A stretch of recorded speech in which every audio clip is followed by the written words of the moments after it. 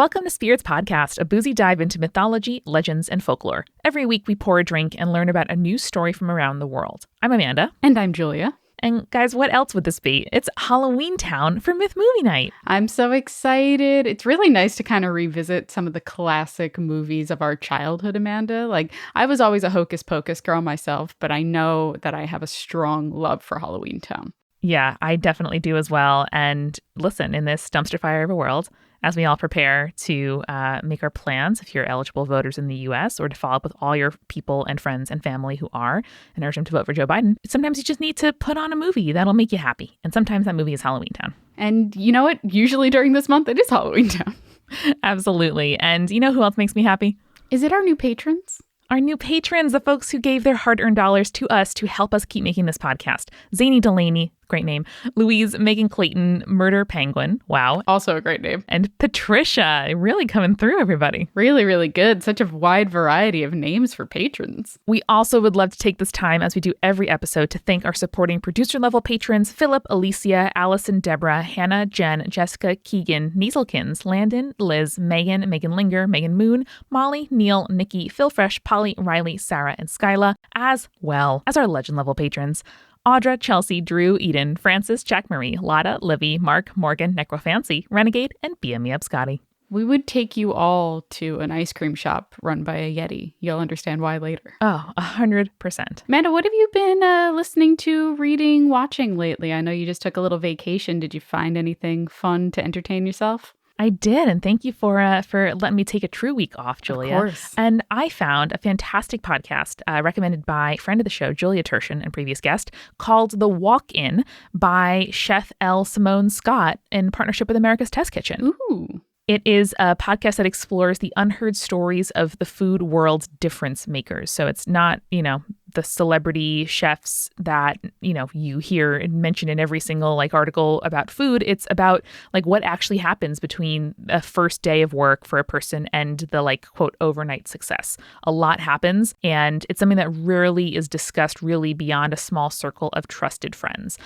So Chef Simone Scott is a fantastic host, and the previous guests, just in the last couple of weeks, the McBride sisters and Karen Washington were both absolutely fantastic guests. So I highly recommend. They just wrapped up their first season, and you should subscribe to The Walk-In now. That sounds incredible. I'm getting really into cooking podcasts lately, so I'm going to have to add this to my list. It's really, really great. Manny, you know what else is really great? Is it? Well, it hasn't happened yet, but our live show. Is it going to be our live show? It is. Yes. It's going to be our live show. It is happening. If you're listening to this the day the episode comes out, it's happening tonight. But if you're listening afterwards, you can still buy a ticket and get a digital download and watch the video of the live show whenever you want. You absolutely can. We were planning on doing a lot of touring this year, and it was a huge bummer not to be able to see everybody in person, but we are getting really into these digital live shows, both because it's a way for you to come see us no matter where you live in the world or what your ability to get out or get childcare or get transportation is. And also, we just get to hang out with you, and we love that, and we love doing live shows. So we are doing this today, the 28th, 8 p.m. Eastern,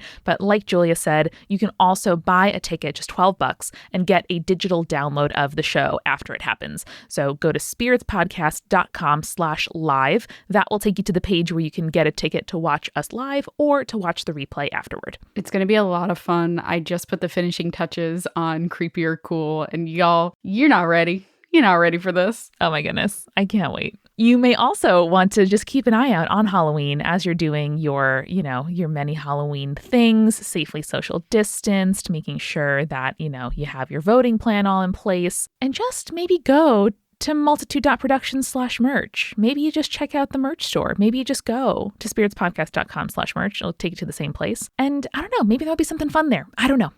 Who's to say?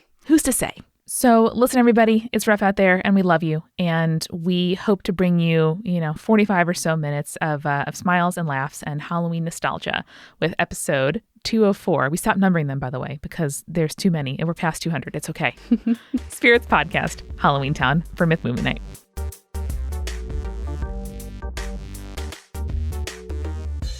Amanda, another movie, another spooky, not so spooky movie actually this time. Usually we go for spookier movies, but this is lighthearted and nice and nostalgic. Happy Halloween! Happy Halloween! It's time for a Disney Channel original movie. No Disney Channel original movie hits harder for me nostalgia-wise, and I think repeat enjoyment-wise than Halloweentown. Really? Okay, yeah. I think I was more of a Hocus Pocus kind of gal myself, but I do feel like Halloweentown is up there in terms of rewatchability for a Disney Channel original movie. I bet Hocus Pocus isn't a Disney Channel original movie and people are going to pin me on that, but I stand by it. It's got the similar vibe. Similar vibe, definitely, in terms of like Halloween movies that are ostensibly for kids, but also good to watch. Mm-hmm. And I hadn't seen Hocus Pocus until we watched it for Spirits. Ah.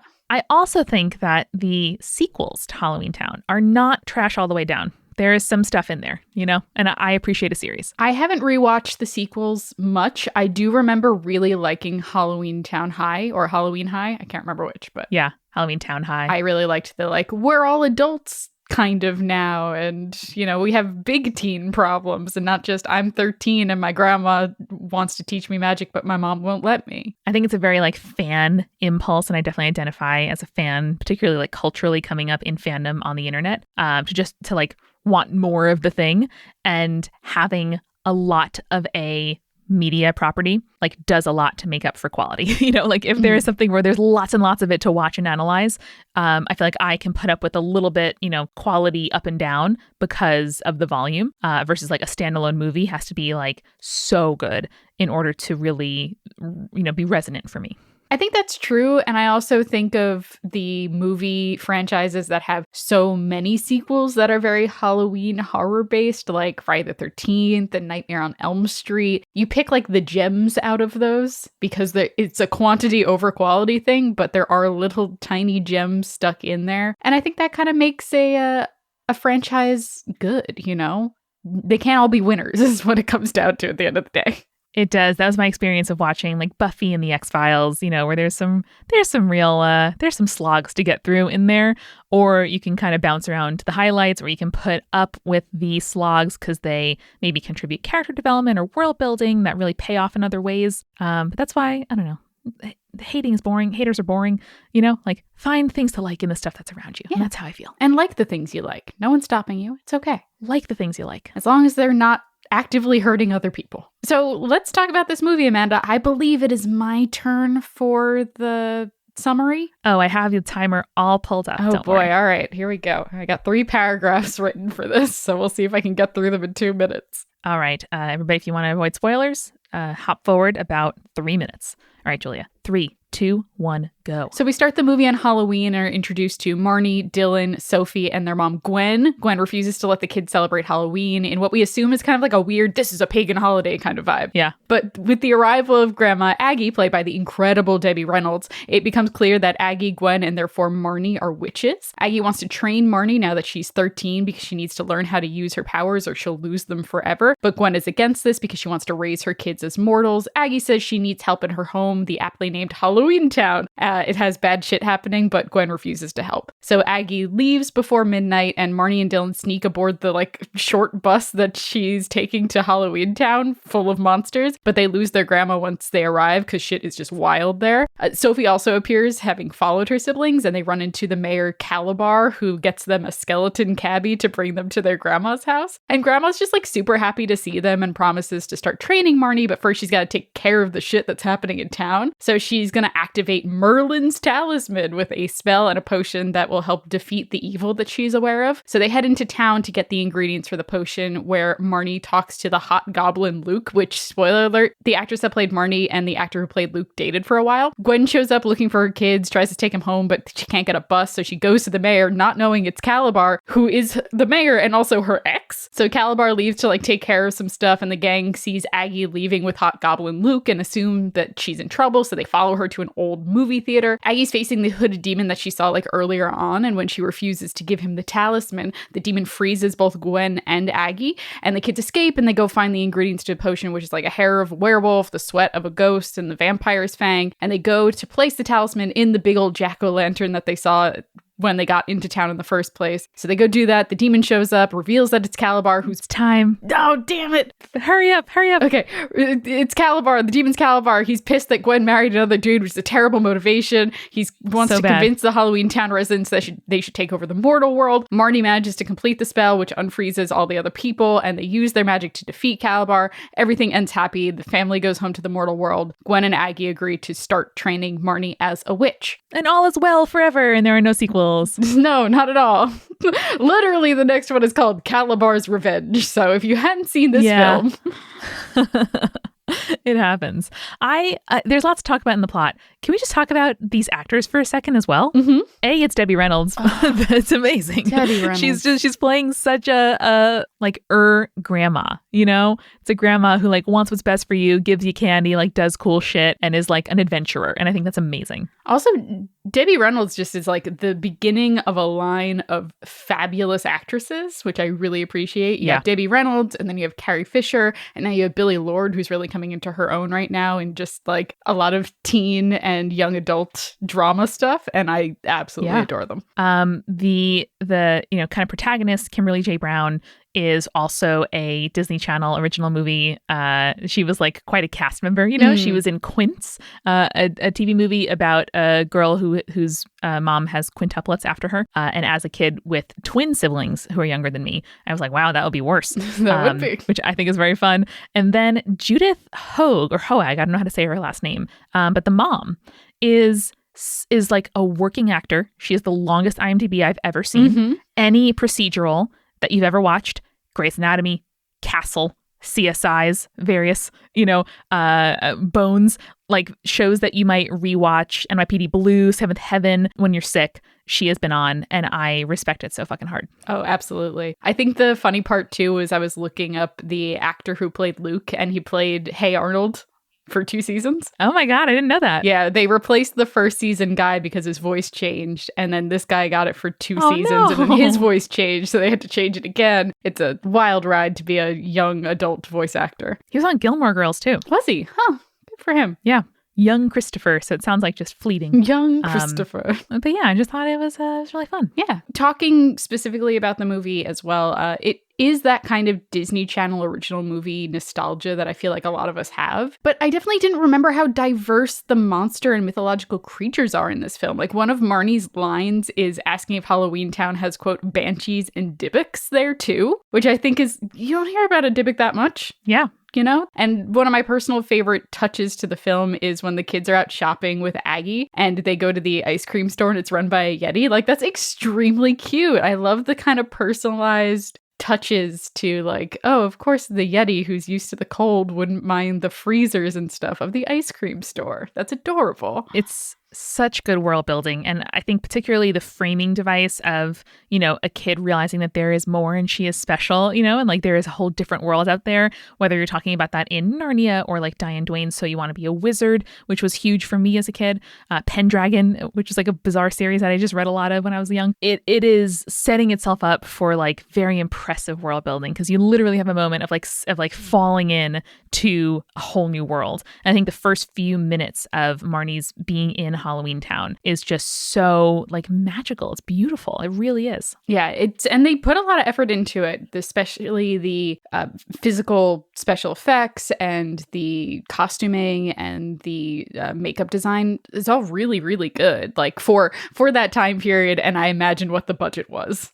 Yeah, I don't think it's distracting. Sometimes you watch a B movie or a TV movie and you're like, that's a mask. But these are not like Guillermo del Toro situations, but they're not distracting. And I think that is a good sort of like baseline for a movie of this kind of tier. For Halloween season, for the 31 days of Halloween, Jake and I watch something scary every single day, or at least Halloween inspired. And one of the evenings we watched the Goosebumps episodes, The Haunted Mask and The Haunted Mask Part 2. Ooh. And let me tell you, fairly good makeup, much better in the second one, because you could tell they're like, well, a lot hinges on this mask being really good, so we need it to be better. It's kind of in the title. We need it to be better in the second one if we're gonna do this again. So I really appreciate you bringing up the world building though, because one of the things that struck me while watching the film and then made me think about like magic systems in a bunch of other fantasy media is that the witches in this film are hereditary witches. Generally, most fantasy media that I can think of, like at the moment, has an aspect of hereditary witchcraft, that you're like born with magic blood or have a magic ancestor. And because you have that, quote, something special about you, you can train to become a full-fledged magic user. And this becomes a question that started tickling something in my brain, because I feel as though in classic folktales, magic was a thing that like anyone can learn. Yeah. You didn't have to be special or be born into a specific bloodline to be magic. It was a skill that you could learn, like embroidery or physics, you know? It just required attaining the right knowledge. So I went and I found an article from Gizmodo from like nearly a decade ago, which is titled, When Did Magic Become Elitist? By David Liss. I am intrigued. When? Okay, so Liss points out that a lot of pop culture depictions of magic nowadays even make the distinction that magic users are portrayed as biologically different from ordinary people, which is true of this movie. Like, witches are distinct from mortals. They live in entirely separate worlds. But Liss makes the point that in the past, before the pop culture of the day, he says that you could get magic one of two ways. And here's his quote: through learning the craft, either from another practitioner or from books, or through obtaining magic from a powerful being. Think Faust or the classic demonized witch, both of whom get their power from Satan. Anyone could learn magic as long as they had access to the knowledge or could make connection to the right supernatural being. So to kind of put it in Dungeons and Dragons terms, because I do think that it does a good job differentiating the different types of magic, magic users of the past were either wizards who learned their magic through scholarship or warlocks who made a deal for power. Modern magic in pop culture is almost entirely sorcerers. It's magic gained through magical bloodlines. That makes a lot of sense. And I'm curious, Amanda, if you can think of many magic systems in current pop culture that don't have this. I mean, I off the top of my head, I can't really think of ones where it's just like, yeah, I trained with this dude. There's nothing special about me. I just like met this guy and he said he'll teach me magic, you know? Nothing comes to mind immediately. And conspirators, we know there are so many examples of all the things we're going to talk about. We definitely welcome you being like, hey, my favorite example of A, B, and C is this. But we make a 45-minute podcast and we cannot mention everything. So please don't email us to yell at us. Okay, great. I am now thinking about So You Want to Be a Wizard, that series that I mentioned a few minutes ago, because the whole conceit is like a girl walks into a library, picks up a book, and it says, so you want to be a wizard? She's like, I guess. And then through reading only, just through study, you gain power. Yeah. And I thought that was so compelling. A, because I was a girl in a library, like walking in to pick up a book, and it was just like a wonderful synchronicity, but also because it doesn't require you to be anybody special. And now as you lay it out like that, and the author lays it out like that, I'm finding a lot more problematic about, the construction of magic as a thing that like certain bloodlines have. Like, oh my God, we hardly even need to say it because it is so obvious. I really love the sort of, practical magic, the idea that you can learn that it's a transmutation of energy and that it is more kind of like, either alchemical or like a muscle, that you can like exercise to gain more power than you had before. Yeah, exactly. I thought it was really interesting. Another example that I thought of once I actually really like dug in and thought about it wasn't like a surface level, like, oh, here's a good example. But one that I recently read and also talked about on Exolore was The Mermaid, the Witch, and the Sea by Maggie Takuta Hall. And I recommended it on the show earlier as well. But that is an instance of magic being taught, and the specific person does not have to be special. They just have to learn from someone who already has mastery over the craft. So I know that there are examples. It's just they're not the huge in media examples that you immediately think of when someone says magic fantasy book. Yeah, you're like, someone discovers they're magical and does stuff. Mm-hmm.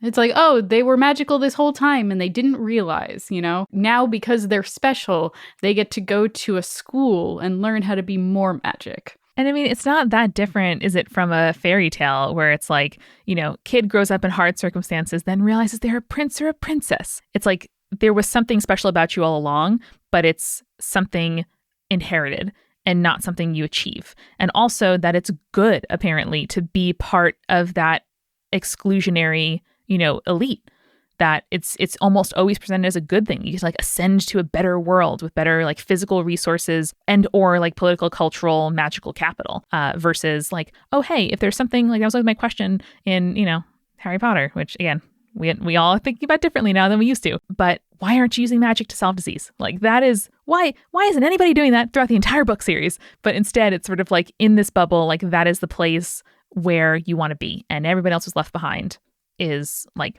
suckers. Yeah, and this makes a good point too, like talking about like, oh, I thought I was one thing and then I discovered I wasn't. That very much plays into a fantasy that I think that a lot of like younger kids and young adults experience, where it's like, oh, well, totally. What if my parents weren't my parents? Or what if I was adopted and my real family was a royalty or something else? So the magic plays into that kind of idea of like, oh, well, I'm elite because I have powers that other people don't. And List makes some really good points about that. So I'm gonna continue extrapolating off of his article. So yeah, and we'll have a link to this in the description so you can read it yourself. Yes, I'll link all 3 articles that I'm going to reference in this episode. Julia, I love a footnoted episode. List makes a point that everyday ordinary people prove themselves to be magic users in one way or another in our lives. So like saying a little prayer, or one could argue a spell when you lose something in the hopes that it will reappear. What we talked about in our 200th episode, where you can accidentally put the evil eye on something by coveting it and then reverse it by simply touching the item. That's a form of everyday magic. It's a force of will, believing that it will happen and then it happens. And I think the movie kind of plays with that slightly if we ignore the fact that the Cromwells are able to do what they can because they are Cromwells and that makes them witches. So for instance, when facing the locked gate at their grandma's house, Sophie's able to turn the lock into a frog without anyone even noticing because she just imagined it really hard. She willed it into existence. And this is why magic was, and to a lesser extent still is, persecuted, because as List points out in his article, it is inherently democratic. The old form of magic where anyone can learn magic is an inherently democratic system. So it gives power to those not in power, and witch hunts were quite literally the powerful waging war against the powerless because they dared attempt to gain power. So therefore, what we once considered witchcraft, like the use of folk healing and general practices that we now consider, quote, superstitious, become downplayed in order to avoid persecution. So there was no open practicing, no open worship, because that made those practicing magic targets. And in a way, the practice of magic became ordinary, which List argues is why pop culture changed the magic system from an open system to a closed system. You were born into magic. It was an elite system that you were lucky to be a part of. It's no longer democratic. I don't have much to add because this is blowing my mind, and I think it is really, really well put. Yeah, no, he absolutely does a great job with it. And I never really thought of a magic as a way of seizing power, but he brings up a great example about how like the Romans would persecute magic users as long as they were practicing something that wasn't just like folk healing, because they were worried that enough power, enough people, cursing a political figure or an emperor would, bring down that emperor. And therefore it's the masses using what little power they have in order to seize more power. It's sort of a populist dream, right? That the power structures that make the powerful powerful, which you can define in like many different terms, whether, economic, religious, all this kind of stuff, that you can overcome that or beat that even with some sense of like collective will, and that, you can will yourself out of a situation, you can will a situation different. That is what I always kind of consider the like intention-based magic versus kind of like alchemical magic. That to me is such it is a way of making what we wish would happen. And that is so powerful, especially, I get why a lot of the time the sort of like I discover I'm special magical narratives start with like a person in hard circumstances because, some part of you wants to believe that like, surely I don't deserve this. And I think taking it the next step to surely no one deserves this, and like confronting that in your text instead of an individual, like, oh, good, I knew I didn't deserve to be, in whatever circumstance they were in. That is the challenge. And that is what I hope, and know that more people do. And lots of contemporary writers are doing in speculative fiction and sci-fi and like all kinds of places. But yeah, so many thoughts. I'm very curious now because I'm thinking about the idea of, I hate talking about the bootstrap narrative because it's just terrible. It's a terrible idea. It's a terrible concept. It's supposed to be, an impossible thing to do, but people take it very seriously now. You literally can't pull yourself up by your bootstraps. That's where the phrase comes from.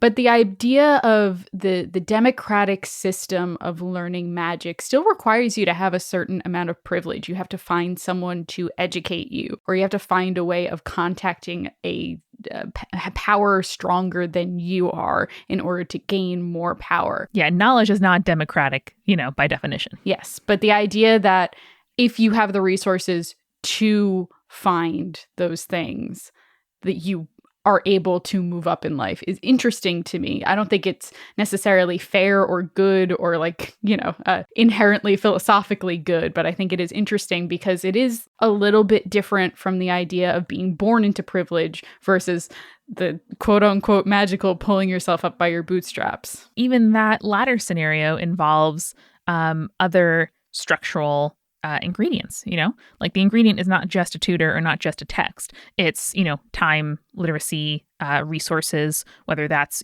income so that you don't have to do other things or buying materials. And I think that's kind of the unspoken reality of it all is even if it's like theoretically anybody could be the chosen one, or could be the pupil or the protagonist, not everyone has the sometimes just like luck to run into the right person or other like physical circumstances to allow them to kind of claim and to grow this power. Yeah, absolutely. I think this is a good time for us to grab a refill and I can talk about kind of the practical real world scenarios of what hereditary witchcraft looks like. Let's do it.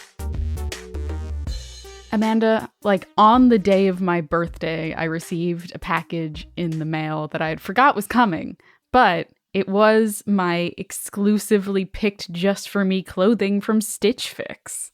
Oh my God. It's like a gift where they actually know the size, budget, and style you're looking for. And they don't just buy you another pair of leggings when I have enough leggings. It's so nice. Amanda, this one was so punk. They sent me like a pair of like dark plaid pants with like extra zippers on the pockets. Oh my God. It was so my style. It's not even funny. It was like a happy birthday to me. And that's because Stitch Fix offers clothing hand selected by expert stylists for your unique size, your style, and your budget. And it's a completely different way of like finding clothes that are right for you. And every piece is chosen for your fit and your lifestyle. And it's an easy solution for finding what makes you look good and feel your best. Like they just have me nailed down. And the best part is no subscription required. You can try it once or set up automatic deliveries. You just pay a $20 styling fee for each box. But the best part is if you keep anything from the box, it's credited toward that purchase. And there are no hidden fees ever. Yeah, Stitch Fix has free shipping, easy returns and exchanges,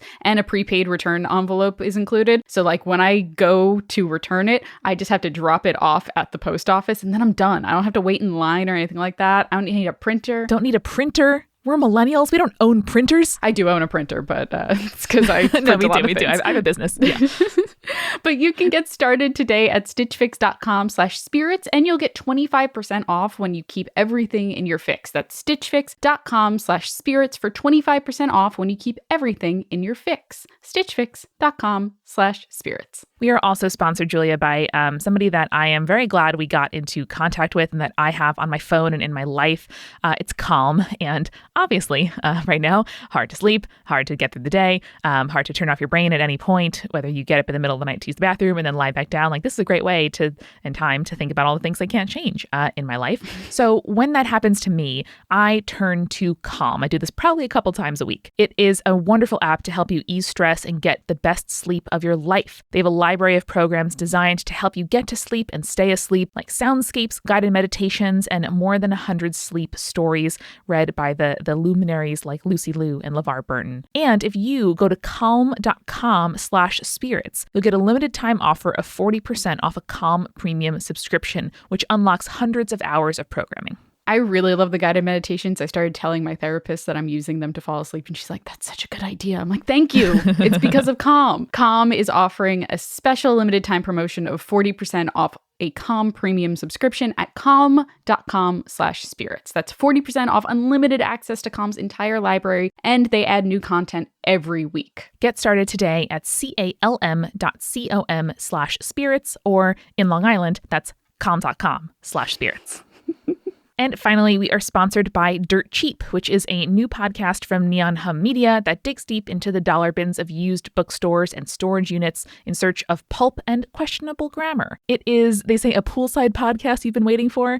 Not for us here in fall in the Northeast, but maybe it's an autumnal drive podcast you've been waiting for. So each season focuses on a forgotten or discarded pulp novel from the dustbin of literary history, and they reenact the pages of that novel through narration and sound design. And then they, of course, stop and start to comment and bring oddity and hilarity kind of into relief. And for season 1, they read the book Murder in the Glass Room, which is an LA noir novel that almost became, but did not become, a blockbuster film. Huh. And classic of noir novels, the protagonist is not a real detective, but he starts to become a detective when his wife is murdered. Classic. He's the primary suspect.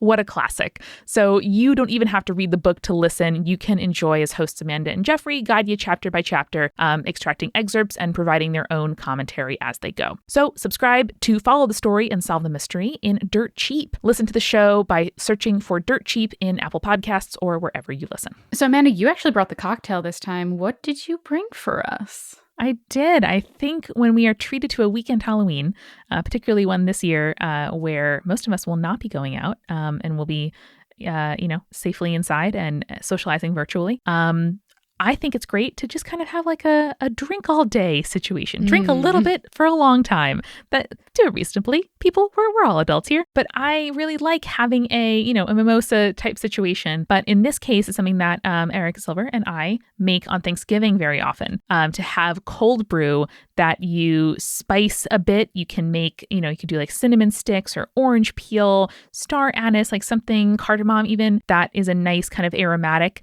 Steep it overnight in your cold brew. And then the next morning you can serve it with a little bit of creamer and bourbon is how we usually like to take it.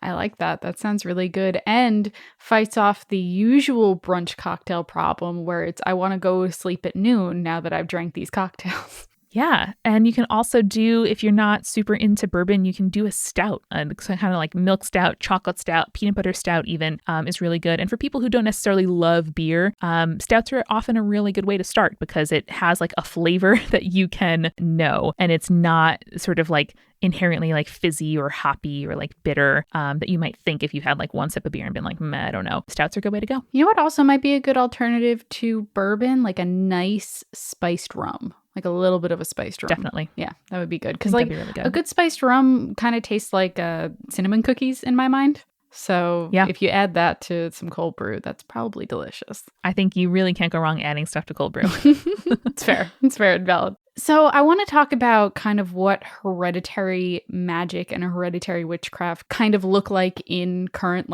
pagan and Wiccan communities. So I was reading an article in Learn Religions about hereditary witchcraft. Again, we'll link that in the show notes, which immediately points out that there's no such thing as witch DNA. So Wiccan and paganism, those are religious practices. And just like you are born into certain religious practices because that is what your family worships, it doesn't mean that you're your blood says, oh, I'm Catholic, Right. So oftentimes the claim of being a hereditary witch in these communities comes from the idea that they can trace an ancestral link to someone who practiced witchcraft or was accused of it during the witch trials. There are even several genealogical websites and documents that allow you to trace your lineage back to the Salem witch trials. So for instance, I've mentioned on the show that Jake and I have been watching American Horror Story, and one of the key plot points in the series is that the witches from Coven can trace their bloodlines back to Salem in one way or another, Mm-hmm. So this is a surprisingly big focus for genealogists and pagan practitioners alike. So for example, big news in 2016 was that the fact that a 350-year-old manuscript titled Names of Witches in Scotland 1658 was digitized. Tell me more. So this allowed people to trace their supposed witch relatives back several centuries. In Scotland, between 1563 with the Scottish Witchcraft Act of the same year and 1736, when the law was repealed, somewhere between 3,000 and 5,000 people were publicly accused of witchcraft and at least 2,000 were killed. Man, there's so much data. This feels like a so long ago event, just because culturally we want to be really separate from it, but it's staggering. Yeah, there's a Smithsonian article that breaks down all the data, and it's really interesting because their argument is saying oh, well, the data shows that what we believed about the witch trials is actually a little bit different than what we believed. So you can read it. It's fascinating. A lot of it is talking about how like only 6% of the people who were accused of witchcraft were from like nobility or the upper class, but the majority of the people who were accused were from the middle class instead of more poor people. I really enjoyed Stacy Schiff's The Witches, which I've mentioned many times on the show before, but it's a really good account too of like on the ground, in 1 year, 18 months, like what actually happened here. And I will note that these statistics are for the like 200-year period in Scotland and not the like... Yes, and this was for Salem, specifically, The Witches. So with the announcement of the manuscript being digitized, Christopher Hilton, who is the senior archivist at the Wellcome Library, notes, quote, "This manuscript offers us a glimpse into a world that often went undocumented, how ordinary people outside the mainstream of science and medicine tried to bring order and control to the world around them. This might mean charms and spells or the use of healing herbs and other types of folk magic, or both," which is precisely the argument that Liz is making. But that raises the question, did we change the source of magic in pop culture as a way of differing ourselves from a group that was being prosecuted? Or is it safe to be superstitious, to practice folk medicine as long as you know what you're doing? Don't practice folk medicine if you haven't studied it. And so the everyday person is not liable to be under persecution. So did we change what used to be magic to just quote unquote superstition? Yeah. Man, there's so much wrapped up in this. So at the end of the day, the hereditary witch that we see in a lot of pop culture doesn't really exist. There is something to say about the passing down of traditions. I actually have a good quote on that by the author Sarah Ann Lawless. Quote, "The passing on of traditions through the family is a global concept and is not restricted by culture or continent. There are many family traditions existing in the United States that bear a striking resemblance to fairy doctors and cunning folk in Northern Europe, many of whom were hereditary themselves. The traditions were strict and binding. They could only teach one student from the next generation of the family of the opposite sex. In many older witchcraft families in the UK, the traditions of transferring knowledge are thought to follow similar rules." But again, this is knowledge being passed down through the generations. It's not as if they're being born with magic, but rather were born into a family of traditions and knowledge that they would eventually inherit. The biology doesn't matter as much as the context. Yes, and I think that is a great point to make. So the idea of hereditary witchcraft is inherently elitist, but if we look at it in a modern context, if you look at it in the idea of the passing down of traditions rather than being you're special because you have this certain bloodline, you get into the whole dynamic of being like, well, blood relatives don't really matter, and you're learning something because your family has chose to learn it and to pass it down and keep the tradition alive for decades and centuries and millennia. Just like gender, I think hereditary magic is a social construct. Mm-hmm. Absolutely. So I guess I would love to open this up at the end here, Amanda, by asking you if you have a preference when you're consuming fantasy pop culture. Do you prefer the hereditary magic, the I was born special and now I get to learn magic? Or do you prefer the idea of like the transference of knowledge or the transference of power from something higher? I like the latter for all of the sort of contextual reasons that we've discussed in the episode today, but also because I really love logistics. I'm like an Oregon Trail person. I'm a Stardew Valley person. Of late, I spent all October playing Stardew Valley. But I love this idea of like how, with nuts and bolts, like how do we get from here to there? How do we get from layperson to magic user? How do we get from no presence of magic in one's daily life to magic having a lot of influence in a society or in a world, which is why I love kind of world building discussions and exercises like on Exolore, and in speculative fiction and in sci-fi, like novels and works of all kinds that deal with sort of how do we set up a society and like how practically do we get there. I don't like need receipts on all the physics, but I do need some sense of like how did the world that we are telling the story in come to be, whether that's as small as one person's journey from layperson to magic user, or if it's this society is predicated on magic in so many ways and like this is how, like this is where it comes from, and this is how we got here. I know you love the logistics of a magic system. That is one of the things I do. love about talking media with you. I do. And I haven't mentioned it yet, but the Rivers of London series by Ben Aronovich, which I have recommended just in the beginning of the show before, but that is also a very logistically and like physics, centered magic system that I find so satisfying. Dresden Files is another similar example to that too, right? I haven't read them personally, but I know you've talked about it to me before. Yeah, lots of, magic takes energy and, what do you do when you run out? Like there's at some point a bottom to your magical reserves. Mm-hmm. I was thinking about how one of my favorite examples of, because you said like, how does one go from a life where magic isn't there and then going into a life where magic is there? And one of my favorite examples is just the like right place at the right time person, where it's like, oh, I accidentally stumbled onto this magical mystery and now I'm being pulled into a world of hidden magic. I love that so much because it does play into the idea of like, usually when that person gets dragged into the world of magic, they learn that they can do magic, but it's usually like, oh, well, either they have an inherent skill for it, like, some people just like naturally have very good abs, and like I wish I was one of those people. And so I like that it's either that or it's like, oh well, now you get to learn with this master while we also solve the problem of where the fairy queen's crown is or something like that. Yeah, and it also gets to the fact that a lot of life is serendipitous, and there are tons of what ifs that we could all run scenario wise like of our own lives all the time. And a lot of the time, what people may think later in life is a consequence of personal, efforts is in fact a constellation of coincidence, luck, circumstance, privilege, all of that. I'm just thinking of now a constellation of people accidentally bumping into each other and very cute meet cutes and stuff like that. And I want more magical meet cutes. Me too. I would read the heck out of that. Someone write me a magical meet cute. Please, that's one thing I want. I want recommendations of magical meet cutes. Yes, please. Yes. Send us an email titled Magical Meet Cute and we'll check it out. Hell yeah. Maybe we'll do like a roundup of magical meet cute books or something like that at some point. We will. And to return to Halloweentown, I think this is really fun. I think there is a lot of, I appreciate it as an opportunity to talk about magical world building and systems of magic. And it's also a nice movie to have on in the background and something that if you haven't experienced it yet, or if you did in the 90s and you want to rewatch something fun and that doesn't take a ton of emotional energy, I think this is a really good pick for you. Yeah, I think that I want to rewatch it again so I can try to point out all of the different magical and mythological creatures that are featured in Halloweentown and like what their silly little jobs are and stuff. I think that would be a lot of fun to just kind of pick apart. That would be fun. I think you can, if you rewatch Halloweentown this week, send us a screenshot on Insta and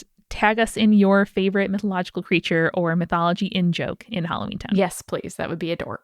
Well, Julia, thank you. And I hope that you have a absolutely wonderful end of Halloween, which is your favorite month of the year. Halloween month. Halloween month. I love it. September, Halloween, November. That's how it works. That is. Yeah. That's they specifically didn't name it after a Roman thing this time. Yay. And remember, listeners, to stay creepy and stay cool. Thanks again to our sponsors. At stitchfix.com/spirits, you can get 25% off when you keep your whole box. At calm.com/spirits, you can get 40% off a Calm premium subscription. And the new podcast Dirt Cheap is available in any podcast player.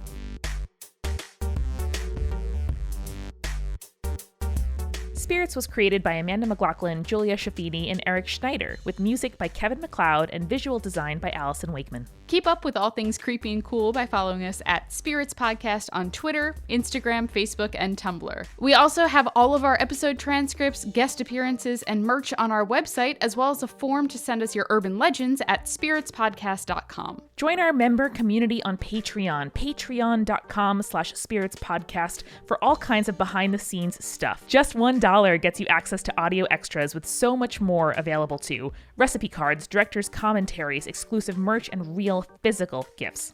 We are a founding member of Multitude, a collective of independent audio professionals. If you like Spirits, you will love the other shows that live on our website at multitude.productions. And above all else, if you liked what you heard today, please share us with your friends. That is the very best way to help us keep on growing. Thank you so much for listening. Till next time.